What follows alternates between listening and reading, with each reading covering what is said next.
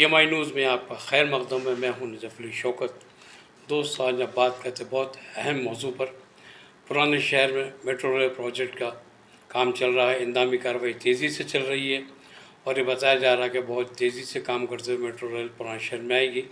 लेकिन सवाल ये है कि क्या मेट्रो प्रोजेक्ट जो काम हो रहा है कि क़ानून के मुताबिक हो रहा है या क़ानून की खिलाफ वर्जी की गई है। इस सिलसिले में एक्ट नामी एक पब्लिक एक्ट वेलफेयर फाउंडेशन नामी एक रज़ाकाना तंजीम है, NGO है, जो अदालत दरवाज़ा खटखटाई हाई कोर्ट का। उसका मकसद ये है, इसके सदर है जनाब मोहम्मद रहीम खान साहब, जिन्होंने एक PI डाला है हाई कोर्ट में और ये उन्हें वाज़े किया है कि क़ानून की खिलाफ वर्जी की जा रही है। इस सिलसिले में हम रहीम खान साहब से बातचीत करेंगे। हमारे रहीम खान साहब का बहुत बहुत शुक्रिया PMI न्यूज़ में। हम चाहते हैं कि आप इस रोशनी डालें ताकि हमारे नाज़रीन को मालूम हो सके कि मेट्रो कैसे खिलाफ वर्जी कर रही है। हमारा मानना यह है कि क़ानून सबके लिए है, चाहे वो मेट्रो हो चाहे कोई हो। क़ानून की खिलाफ वर्जी किए जाने पर क़ानून के मुहाफ़िज़ क्यों खामोश है, हमारा ये भी सवाल है। जनाब रहीम खान साहब, मेट्रो रेल प्रोजेक्ट पे जो आप PI डाले उसकी वजह बताइए। अस्सलाम वालेकुम। हमारा PI डालने का मकसद सिर्फ़ और सिर्फ क़ानून के वायलेशंस को रोकना है और जो भी वायलेशन हो रहा है उसको रोकना है। हेरिटेज लॉज का जो वायलेशन हुआ है उसको रोकना है हमारा मकसद। वायलेशंस अगर नहीं होंगे तो हमारे को कोई एतराज़ नहीं है। डेवलपमेंट के ख़िलाफ़ नहीं है हम लोग, ना ही जो है मेट्रो रोड वाइंडनिंग वगैरह के ख़िलाफ़ में है। जो वायलेशंस हुए हैं उनको हम लोग उसको कंप्लाई करने के बाद मेट्रो रेल का प्रोजेक्ट स्टार्ट होना चाहिए। हेरिटेज प्रेसिडेंट के अंदर जो वायलेशंस हो रहे हैं वो वायलेशंस के ऊपर हम आपका मुतालबा क्या ये मेट्रो क़ानून की खिलाफ वर्जी से काम कर रहा है? बिल्कुल, उन्होंने कोई अभी तक अप्रूवल नहीं लिया है जो एक्चुअल रिक्वायर्ड अप्रूवल्स हैं। ये लोग ऐसे बता रहे हैं कि हमारे पास सब कुछ अप्रूवल्स हैं, लेकिन कोई भी एक भी डॉक्यूमेंट उन्होंने सबमिट नहीं किया है कोर्ट में, एक भी डॉक्यूमेंट। थोड़ा सा हमारे नाज़रीन को बताइए कि प्रीसेंट 10 और 12 क्या है? President number 10 Charminar president number 10 कहलाएगा। चारमीनार का क्यातराफन के नाम का जो एरिया कहलाता है वो प्रेसिडेंट है, प्रेसिडेंट नंबर 10 है। प्रेसिडेंट नंबर 10 की अगर हम लोग बाउंड्रीज़ की बात करेंगे तो बाउंड्रीज स्टार्ट होती है ईस्ट कॉर्नर से, जो अज़ाखाना ज़हरा से है। जी, इसको दिखाते हैं, मुश्किल है। इसके बाउंड्रीज इस तरीके से हैं। अगर आप देखेंगे यहाँ पर अज़ाखाना ज़हरा है, ये जो बाउंड्री है ईस्टर्न बाउंड्रीज है अज़ाखाना ज़हरा की। और अगर हम लोग इसको देखेंगे तो यहाँ पर राइट साइड पे जो नियाज़ खाना है, अज़ाखाना ज़हरा के अपोजिट में जो नियाज़ खाना है, वहाँ से बाउंड्री स्टार्ट होती है इसकी। इंड बाउंड्री की इंड वहाँ पर है और वहाँ से मीर मोमिन दायरे तक ईस्ट कॉर्नर रहेगा। अज़ाखाना ज़हरा से मीर मोमिन दायरे तक का ईस्ट कॉर्नर है। वैसे ही हम लोग अगर नॉर्थ कॉर्नर की बात करेंगे तो फिर वहाँ से मीर के दायरे से शाहली बंडे से हम ये इक़बालुद्दौला की देवड़ी तक आएगा नॉर्दर्न कॉर्नर इसका। फिर अगर हम लोग वेस्टर्न कॉर्नर अगर हम लोग देखेंगे तो दूध बौली पुलिस स्टेशन से स्टार्ट होके नाज होटल और सिटी कॉलेज तक आएगा। और जैसे ही हम लोग उसको साउदर्न पार्ट देखेंगे तो सिटी कॉलेज से फिर अज़ाखाना ज़हरा आ जाएगा। ये जो आप प्रीसेंट 10 के बारे में बता रहे हैं जी, क्या गवर्नमेंट का कोई NGO है कि पूरी रोड हेरिटेज बता रहे हैं? आप इसका मकसद ये है कि पूरी रोड हेरिटेज है, इसके अंदर जितने भी हेरिटेज बिल्डिंग्स है जी, वो तो अपनी जगह, लेकिन आपके स्टेटमेंट से महसूस हो रहा है कि सारी रोड अज़ाखाना ज़हरा से राउंड फिर अज़ाखाना ज़हरा पे ये पूरी प्रेसेस में आती है। प्रेसिडेंट में आएगी। तो इसके लिए कोई GO है? जी, गवर्नमेंट का GO है। सबसे पहले 2000 में हुडा का नोटिफिकेशन आया था। वो नोटिफिकेशन में क्लियर किया गया कि प्रेसिडेंट का इलाका कौन सा रहेगा, कहाँ से कहाँ तक रहेगा। तो इसमें सारे बाउंड्रीज डिफाइन किए गए थे। उसके बाद प्रॉपर नोटिफिकेशन आया 2003 में GO4 MSGO4 MA के नाम से 2003 में आया। वो GO के अंदर अगर आप देखेंगे तो प्रेसिडेंट नंबर 10 प्रॉपर लिखा है और उसके अंदर बताया गया कि ओल्ड सिटी के जो वॉल्स है, स्ट्रीट्स है, फेसेट्स हैं, वो सारे प्रेसिडेंट इलाके में हैं। चारमीनार तो हार्ट है समझ लीजिए वो प्रेसिडेंट का। ऐसे ही अगर हम लोग प्रेसिडेंट नंबर 12 की जो आप बात कर रहे थे वो फलकनुमा प्रेसिडेंट कहलाएगा। फलकनुमा प्रेसिडेंट का इलाका आपको फलकनुमा जो इंजन बॉली का इलाका कहलाता है, इंजन बॉली के बॉर्डर से स्टार्ट होके फातिमा नगर हम लोग जो बोलते हैं, फातिमा नगर या उट्टेपल्ली जो बोलेंगे, वहाँ तक जाएगा वो। उसका पूरा सराउंडिंग है। जैसे मेट्रो बता रही है कि तकरीबन 1100 जायदादों को हासिल कर रही है जी जी प्रोजेक्ट की तकमील के लिए।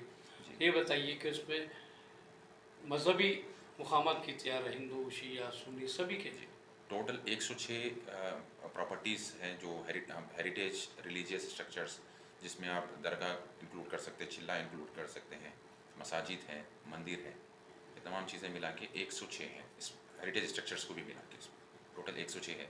अगर हम प्रिसाइसली बोलेंगे तो 33 तो सिर्फ दरगाहें हैं, चिल्ले दरगाह वगैरह है और आशुर खाने हैं उसमें। आशुर खाने कुछ 28 कुछ आशुर खाने आपको मिलेंगे ऐसा, हम लोगों ने जो सर्वे किया था उसके हिसाब से। और यही बात को इंडोर्स किया है NVS रेड्डी ने। अगर आप उनकी वेबसाइट पे भी अगर आप जाके देखेंगे तो आपको 106 हेरिटेज और रिलीजियस स्ट्रक्चर्स की बात वो लोग भी लिखते हैं। तो मतलब है कि आप उनको वाकिफ़ करवाए इतने हेरिटेज, आप ऐसा बोल सकते हैं। उनको पता नहीं था, उनके सर्वे में नहीं, आपके तरफ से पता जी चला। जी बिल्कुल बता अच्छा, सकते क्या हैं। आपको ऐसा कोई शक है जो आप पेड़ डालने के ये हेरिटेज इमारतों को भी डैमेज कर सकते हैं? बिल्कुल इन्होंने डैमेज भी किया है।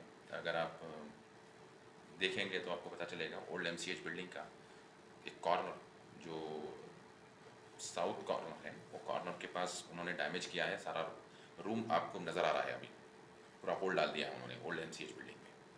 वैसे ही प्रिंसेस SM जो हेरिटेज स्ट्रक्चर है, ग्रेड 2 बिल्डिंग है, उसकी वॉल उन्होंने तोड़ दी है।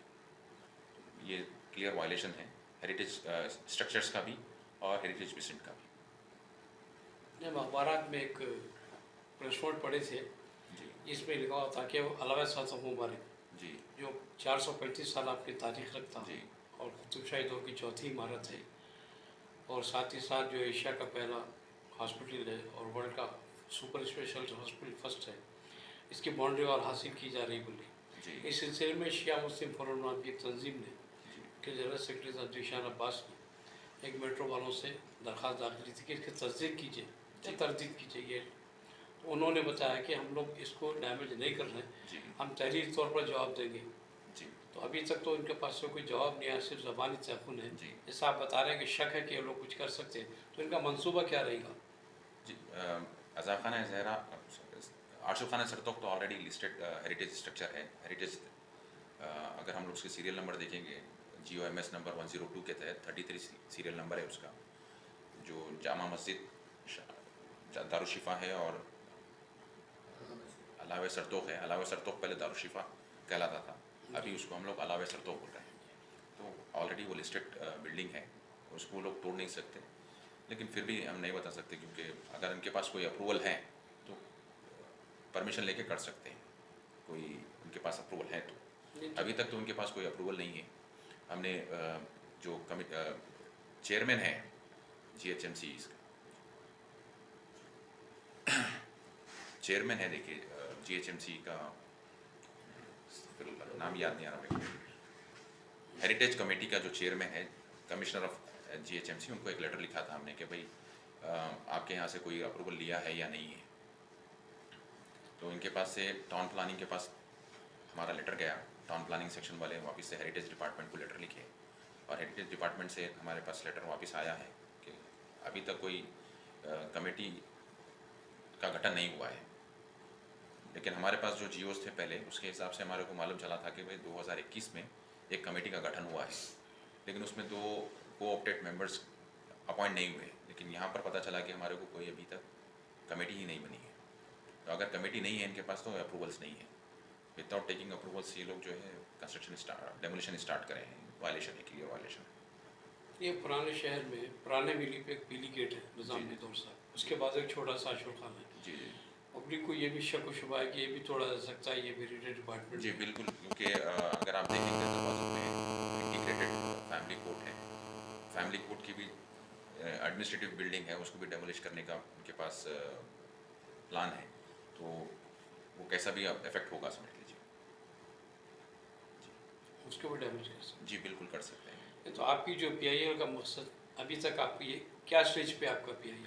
जी हमारे PIL में अभी हमको जो है इसमें स्टे मिला है, स्टे लेकिन लिमिटेड है। उसमें सारे हेरिटेज प्रेसिडेंट को प्रोटेक्शन नहीं मिला है। इसमें आर्कियोलॉजिकल साइट्स जो लिस्टेड साइट्स हैं उनको प्रोटेक्शन है, उसको कोई डैमेज नहीं हो सकता। इसके अलावा अगर हम लोग प्रेसिडेंट की बात करें तो उस पर स्टे नहीं है हमारे पास। हमारी कोशिश रही है हाई कोर्ट में, लेकिन वो अभी वेकेशन का मोड है इसमें, इसीलिए अब नहीं हो सकता। वेकेशन के बाद इंशाल्लाह हम कोशिश करेंगे प्रेसिडेंट भी इसमें आ जाए। नहीं, जो गवर्नमेंट का वकील आपकी तरफ से जो हमारे अगेंस्ट में है उन्होंने क्या एश्योरेंस दी, कोई एफिडेविट दी है इस सिलसिले में? जी, एडवोकेट जनरल साहब ही अपनी तरफ से आपका हलफनामा दायर करें हैं कि हम कोई भी हेरिटेज स्ट्रक्चर को या आर्कोलॉजिकल साइट्स को डैमेज नहीं पहुंचाएंगे। हमेशा या फिर वक्त सही है? ये पहले तो जो है नेक्स्ट हियरिंग तक बताए थे, 22 तारीख जो हमारी लास्ट हियरिंग हुई थी 22 तारीख तक वो बताए थे। 22 तारीख के दिन फिर हमारी हियरिंग एक्सटेंड हुई 28 के 2 दिन पहले। उस दिन कोर्ट जैसे ही हमारी हियरिंग सुना, ये लोग बोले कि साहब हम अभी आईए फाइल करें, आईए का काउंटर फाइल करें हैं, लिहाजा हमको थोड़ा सा और टाइम दीजिए। कोर्ट ने अर्जेंट किया है matter post vacation, summer vacation के बाद, और तब तक स्टे को एक्सटेंड कर दिया है। ये बताइए, आपकी जो तंजीम है जी, NGO, इस सिलसिले में जो वायलेशन हो रहा, आप खुद गवर्नमेंट को या फिर HMRL को वाकिफ कराए कि आप लोगों की तरफ से गलती हो रही है? जी बिल्कुल। हम लोग पहला हमारा रिप्रेजेंटेशन अगर आप देखेंगे तो 23 अगस्त को था, वो प्राइम मिनिस्टर ऑफ इंडिया को भी था, साथ में प्रिंसिपल सेक्रेटरी MAUD को था, HMRL को था, और दूसरे जो भी अदर डिपार्टमेंट से था, अदर अथॉरिटीज़ है, सबको लेटर हमने लिखा था कि सब ये ऐसा वायलेशन होने वाला है, अगर आपके पास कोई अप्रूवल है तो बताइए। साथ ही साथ हमने ASI को भी लेटर लिखा था कि भाई आपके पास से अगर ये लोग कोई अप्रूवल लिए हैं तो उसकी कॉपी हमारे को दीजिए, या अगर उनका कोई एप्लीकेशन आया है आपके पास उसकी कॉपी दीजिए, या फिर अगर अप्रूवल नहीं लिया है तो कोई अप्रूवल लेने का प्लान है, वो अगर आपके पास किसी तरीके का रिप्रेजेंटेशन है तो वो कॉपी दीजिए। ASI ने हमारे को क्लियरली मना किया है, लेटर हमारे पास है कि कोई अप्रूवल इन्होंने नहीं लिया है, ना ही कोई एप्लीकेशन इनके पास आया है। HMDA क्योंकि कंस्टिट्यूट बॉडी नहीं है अभी, ग्रेटर हैदराबाद हेरिटेज कमेटी का कोई कंस्टिट्यूट बॉडी नहीं है।